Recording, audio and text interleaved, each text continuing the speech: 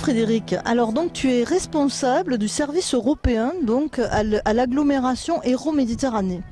Et donc je me suis laissé dire que ta structure avait été donc chef de file d'un projet Euromed dans lequel il y a les îles Baléares, il y a Nextour, il y a les itinéraires européens. Donc qu'est-ce que tu tires de cette expérience ? Alors, c'est une expérience très enrichissante dans la mesure où on doit travailler en partenariat très étroit avec 5 partenaires. Donc, les coordonner, les piloter, leur donner les directions pour réussir ce partenariat dans un objectif d'être labellisé par le Conseil de l'Europe au titre des itinéraires culturels du Conseil de l'Europe, itinéraires maritimes et culturels. Pour notre territoire, c'est un enjeu majeur et c'est un objectif extrêmement important puisque Agde deviendra au titre de ces itinéraires culturels du Conseil de l'Europe escale phare de la Méditerranée. Agde est le grand axe, le territoire que je représente, Hérault-Méditerranée. Bon, je crois que c'est un juste retour des choses parce que Agde a quand même tous les atouts. Donc une ville hellène fondée par les Phocéens, une ville avec un patrimoine magnifique, je pense à sa magnifique église en basalte, une ville fluviale, donc doublement port, même triplement, puisqu'on a le Gros, on a le Cap, on a Agde elle-même, et donc un patrimoine magnifique, et pourtant c'est une des plus grandes stations de France. Alors comment est-ce qu'on conjugue les deux pour développer en plus un arrière-pays ? Alors justement, effectivement, Agde est la première station balnéaire de France, voire d'Europe, en termes de capacité d'accueil. Donc le tourisme balnéaire, le tourisme de masse est extrêmement développé, et on essaie... J'ai donné quelques chiffres. Nous sommes 30 000 habitants l'hiver et nous passons à 350 000 habitants l'été. Donc effectivement, cette station vit de son tourisme. C'est le premier pilier économique avec la viticulture, qui est le deuxième pilier économique. Mais ce que nous souhaitons faire, c'est développer un tourisme culturel sur les ailes de saison notamment, avec et de patrimoine bien sûr, avec effectivement ce que vous avez dit, ce dont vous avez parlé, les sites emblématiques tels que la cathédrale qui est un fort en pierre de basalte, puisque nous sommes à la fin des volcans d'Auvergne, avec le fort Brescou, qui est la seule île et le seul fort en mer Méditerranée, en Languedoc-Roussillon, la seule île, forteresse, avec le château Laurent, qui est Art Nouveau, avec le canal du Midi et l'écluse ronde, qui est aussi un site emblématique, classé au patrimoine mondial de l'UNESCO. Donc effectivement, le patrimoine pour nous est un moyen, le tourisme patrimonial et culturel est un moyen de répondre à de nouvelles attentes de la part de nos clientèles touristiques, de nouveaux besoins, sur les ailes de saison, mais aussi sur l'été pour découvrir, et c'est l'intérêt d'être dans le modèle Odyssea, découvrir l'arrière-pays, alors le haut-pays ou l'Interland depuis le littoral. L'important c'est que les personnes qui arrivent, les plaisanciers ou les touristes qui arrivent par la mer, puissent aller sur l'arrière-pays, découvrir non seulement la gastronomie, mais aussi le patrimoine, la culture, la viticulture, toutes nos richesses, toutes nos valeurs.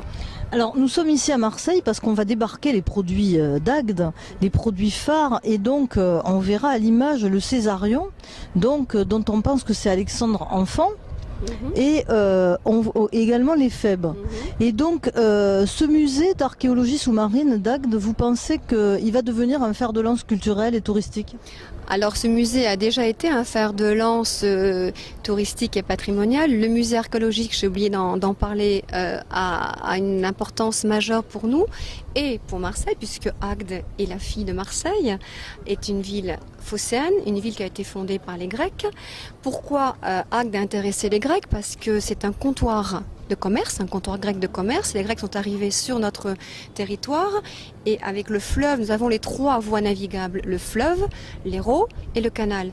Donc les Grecs ont très vite compris, au point de vue commercial, l'importance de ce lieu stratégique pour le commerce et le transport des objets. Donc le fleuve entre dans les territoires, les terres sont fertiles, l'agriculture se développe et le musée agatois, effectivement, enfin le musée de l'Éphèbe, a des pièces majeures telles que l'Éphèbe, telles que le Césarion qui a été débarqué depuis Agde jusqu'à ce port et je dis toute l'émotion que j'ai d'être ici aujourd'hui à Marseille, représenter mon territoire dans le cadre de cette opération Marseille 2013, capitale européenne de la culture.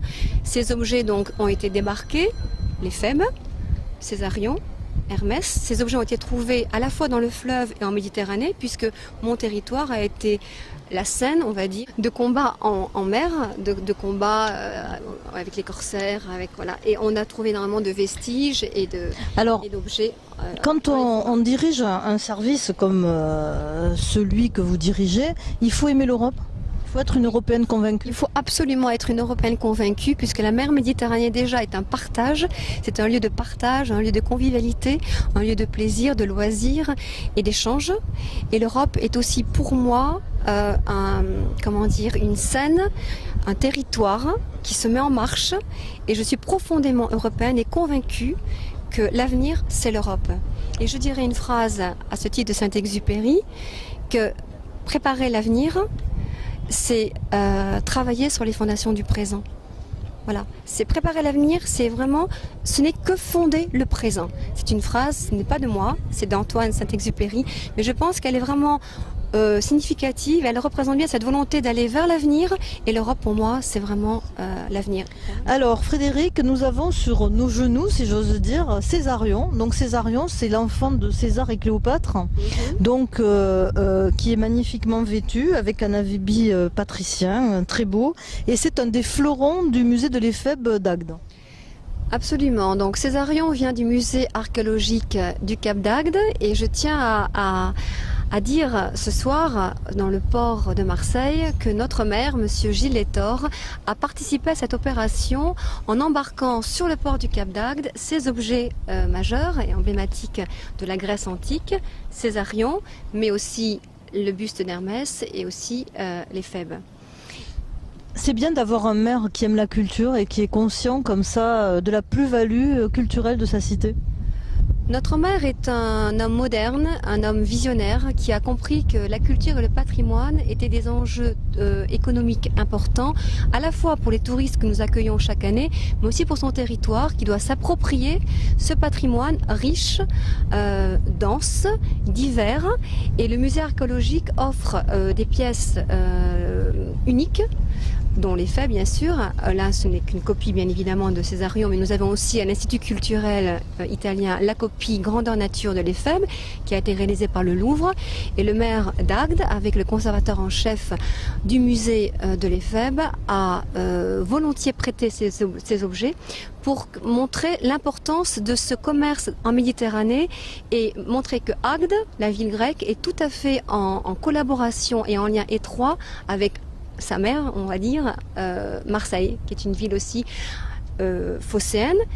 Agde est la ville la plus ancienne après Marseille. Marseille est une ville fondée par les Grecs, mais Agde, il y a 2600 ans d'histoire, a été aussi fondée par les Grecs, donc juste derrière Marseille.